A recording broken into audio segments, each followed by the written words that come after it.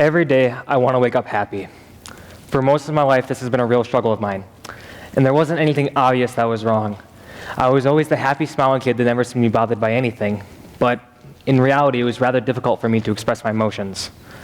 Like, how exactly do you tell someone you're sad when all they ever expected of you is to be happy?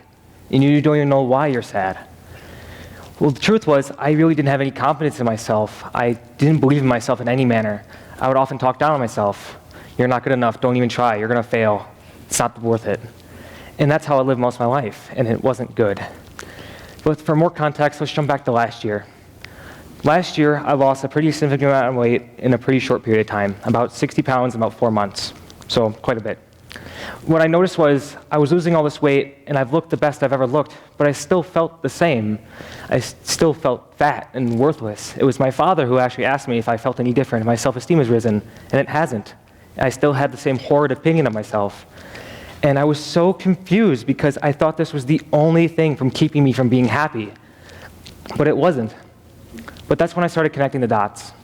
I wouldn't be happy until X happened. I'll be happy when I have more money. I'll be happy when I lose the weight. I'll be happy when I'm in a relationship. Sound familiar? This is the point where I realized that I was doing this to myself. I was the one creating my problems in my own head. And if I just changed the expectation of the outcome, things would have went better for me. This is when I realized we all have the ability to control our thoughts. We can't let ourselves get in our own minds. And that's what's called the destructive power of negative thoughts. It seems like as we're growing up, we're all guided in a very specific direction. Go to school, get good grades, go to college, get married at some point, make $100K a year, easy, right? Then be happy. That sounds like easy, right? Easy enough plan? Well, to me, that just sounds like we're checking off boxes off a fabricated list, a list that I sure didn't make, and it's confusing to me. It doesn't work for everyone because there's doctors and lawyers out there right now who hate their lives and hate their jobs and resent their parents for making them go to law or med school. But they can't just drop out or give up their whole career because it's all they did for the past 15 years.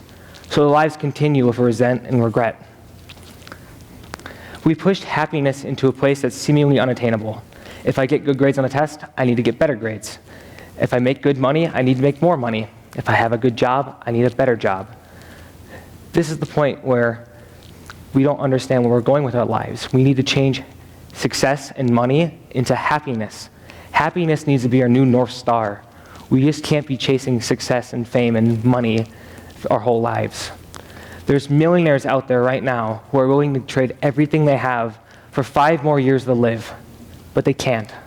So our lives end with so much regret and resentment, and that's truly sad. I would argue money is just a currency, and that's all it is. Time is a much better one. Time is a currency we spend every single day. We have to start living our lives with more gratitude. Gratitude in simple terms is just being thankful for what we have around us.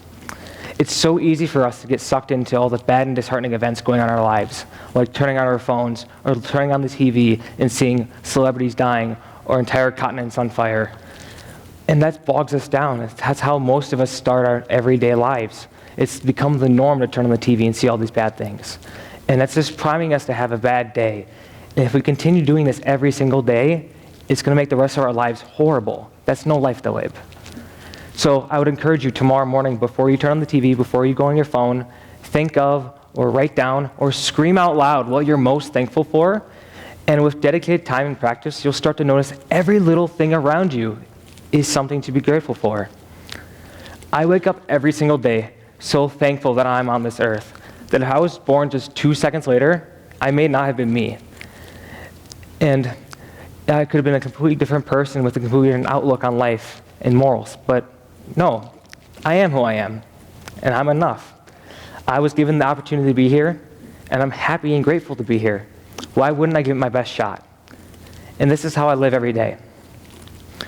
We also need to stop focusing on the negatives. I see so much suffering from those who only seek out negativity, and they end up chasing themselves in circles trying to find the answers. It's sickening.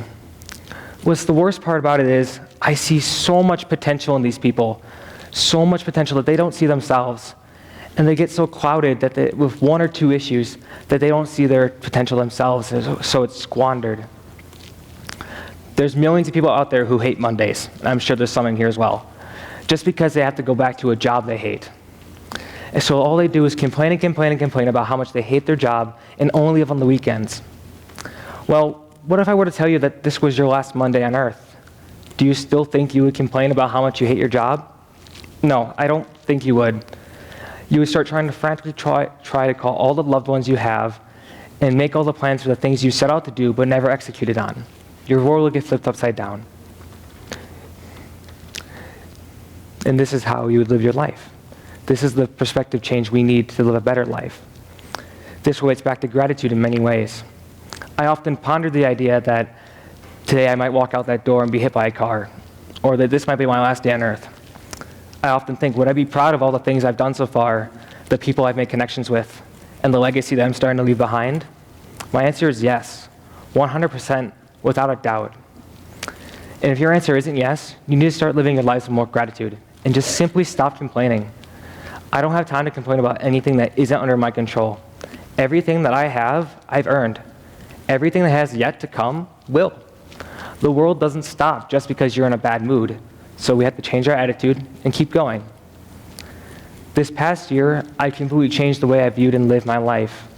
I started living with more gratitude. I stopped seeking out all the negatives in my life, and I just started believing in myself. I've learned that I didn't need to lose more weight or be in a relationship to be happy. I just had to do it on my own. But even while working on this talk, I was still struggling with my own inner thoughts.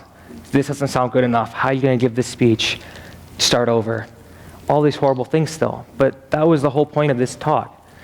I was trying to get myself, to challenge myself to change for the better. And this was the challenge I needed. And thus, crossing my own Rubicon. And this morning, I woke up happy.